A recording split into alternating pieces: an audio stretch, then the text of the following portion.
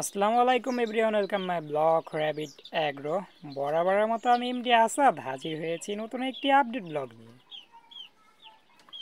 So সবাই আশা করি অনেক অনেক ভালো আছেন। র্যাবিট অ্যাগ্রোর নতুন একটি ব্লগে সবাইকে স্বাগতম। সো বেশি কথা না বাড়িয়ে চলে যাই মূল ব্লগে। এবং আজকে আমরা কিন্তু আমাদের পুষ্পকে নিয়ে একটু ঘুরতে যাব বা ট্রেন করাতে যাব। সো সেদিকে একটু চলে যাই আপনাদের সঙ্গে নিয়ে।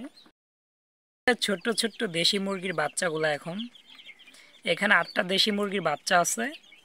এগুলো কিন্তু মাশাআল্লাহ অনেকটাই বিগ সাইজ হয়ে গেছে। সবেমাত্র আজকে 5 ডে ওদের বয়স, 5 দিন ওদের বয়স হয়েছে। পিওর দেশি মুরগির বাচ্চা। এবং এই পাশে আছে আমাদের পুষ্প।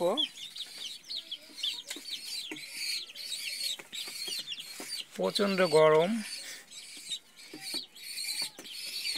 পুষ্প কিন্তু এখন নিজে নিজে খাইতে পারে, কিন্তু সেই অভ্যেসটা কিন্তু এখনও পর্যন্ত ভুলতে পারে নাই যে আমি ওকে হাতে হ্যান্ড ফিডিং করতাম। এবং আমাদের র্যাবিটের বেবিগুলো এই পাশে আছে। 5টা বেবি, 5টা বেবি ছিল, সেখানে এখন 3টা বেবি আছে। এবং আমাদের ব্ল্যাক র্যাবিট ওই পাশে আছে, হোয়াইট র্যাবিট। ব্ল্যাক র্যাবিটটাও কিন্তু ছেলে। এবং আমাদের এই নিচে 2টা ছেলে র্যাবিট আছে। টোটালি আমাদের সব মিলিয়ে 3টা ছেলে র্যাবিট আছে এবং একটা মেয়ে র্যাবিট আছে।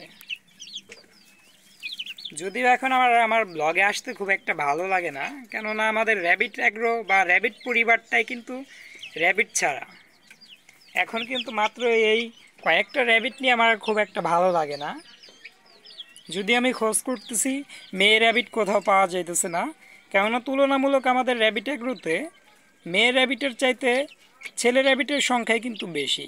মাত্র একটা মেয়ে র্যাবিট এবং বাকি 3টা কিন্তু আমাদের ছেলে র্যাবিট। উপরে আমাদের আছে কিছু মুরগির বাচ্চা।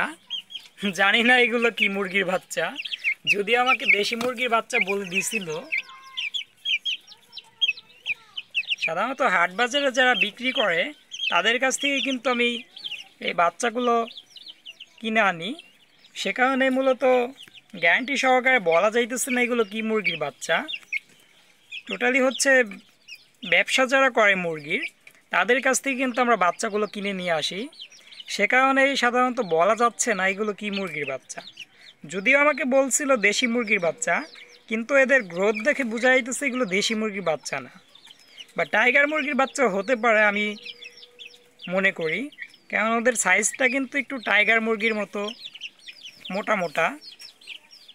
দেখা যাক লাস্টে কি মুরগির বাচ্চা হয়। আমাদের কিন্তু আরও 4টা মুরগির বাচ্চা হয়েছে। এগুলো আজকেই ফুটছে একটু আগে। এখনও কিন্তু এই বেবিটা ফুলফিলভাবে হাঁটতেও পারে না। মাত্র 4টাই, কিন্তু আর হবে না। 5টা ডিম টোটালি বসানো হয়েছিল, সেখান থেকে আমরা 4টা বাচ্চা পাইছি। বাকি 3টা বাচ্চা কিন্তু আমাদের ফার্মি হবে না বলে আমি মনে করি, কেননা এদের কালার দেখে কিন্তু বোঝা যাইতেছে এগুলো ফার্মির বাচ্চা না। এই একটা বেবি মাত্র ফার্মি বাচ্চা, যে রঙের বা যে কালারে থাকে সে কালারে কিন্তু বোঝা যাইতেছে আমাদের একটা বেবি। আর এগুলো হয়তো টাইগার বা হাইব্রিড সোনালি হতে পারে, তো আমি শিওর বলতে পারলাম না, কেননা আমার চাচ্চু নিয়ে আসছিল, সেখান থেকে আমরা এই বেবিগুলা পাইছি।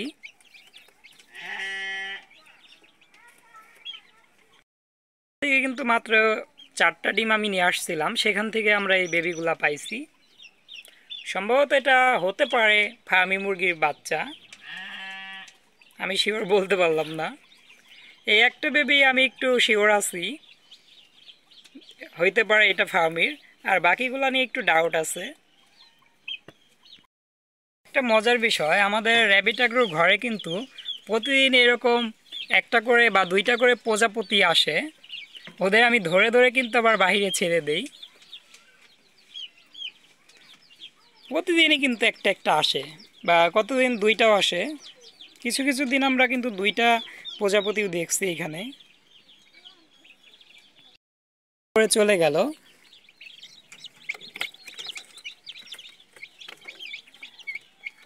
যদিও আমাদের র্যাবিট পরিবারে র্যাবিটের সংখ্যা কমে গেছে, সো মুরগি বা হাঁসের সংখ্যা কিন্তু প্রচুর পরিমাণ বেড়ে গেছে। পাঁচটা আমাদের ইনকিউবেটর থেকে কিন্তু 5টা মুরগির বাচ্চা উঠাইতে পারছিলাম। সেখানে কিন্তু আমাদের 3টা বাচ্চা আছে, আর বাকি 2টা বাচ্চা কিন্তু মারা গেছিল।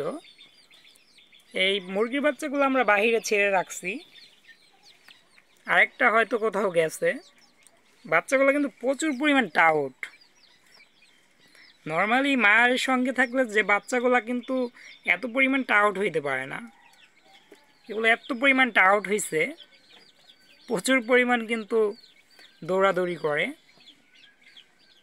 সাধারণত আমাদের র্যাবিট পরিবারের ঘরটার নিচে ওরা দিনের বেলায় থাকে, যদিও এতদিন আমাদের কোয়েলের সঙ্গে ছিল,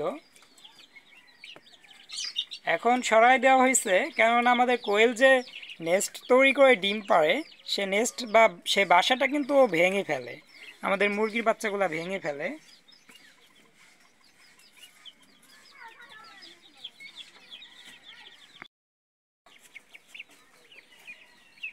আমাদের হাঁসের বেবিগুলো কিন্তু সাধারণত বাহিরেই থাকে, যেহেতু প্রচণ্ড পরিমাণ গরম, সে কারণে মূলত ওদের বাহিরে রাখা হয় ছেড়ে।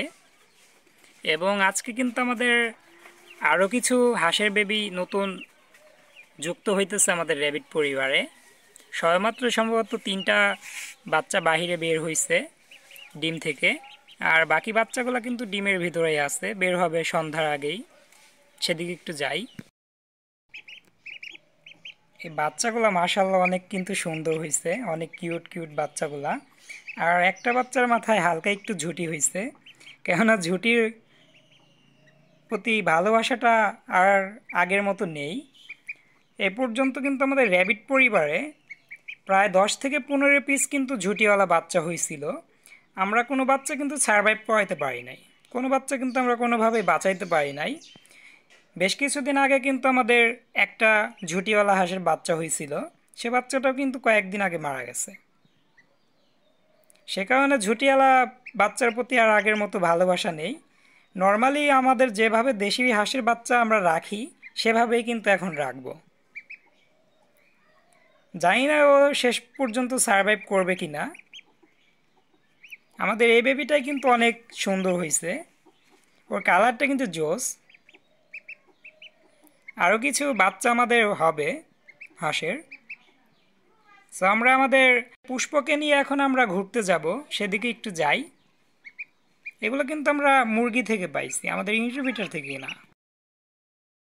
ওরা কিন্তু আমরা ফার্স্ট টাইম আজকে চকে নিয়ে আসছি ট্রেন করানোর জন্য। প্রথমেই কিন্তু আমরা ভালো একটা রেজাল্ট পেলাম, ও কিন্তু উড়ে আমার সরাসরি হাতে এসে বসলো। ফার্স্ট টাইম কিন্তু আজকে ও আমার হাতে বসলো, কারণ আমি কিন্তু ট্রাই করি মাঝে মাঝে আমাদের বাড়িতেই। ওকে কিন্তু আমরা এরকমভাবে আমরা হাতে আনতে পারি না, যদিও একদমই ছোট অবস্থা থেকে ওকে চেষ্টা করা হচ্ছে বিভিন্নভাবে আমার সঙ্গে রাখার। সো আলহামদুলিল্লাহ কিন্তু ও মোটামুটি কিন্তু আমার ইচ্ছাটা পূর্ণ হইতেছে। সো আজকের ব্লগটি এর মাঝেই শেষ, আর বেশি বড় করব না।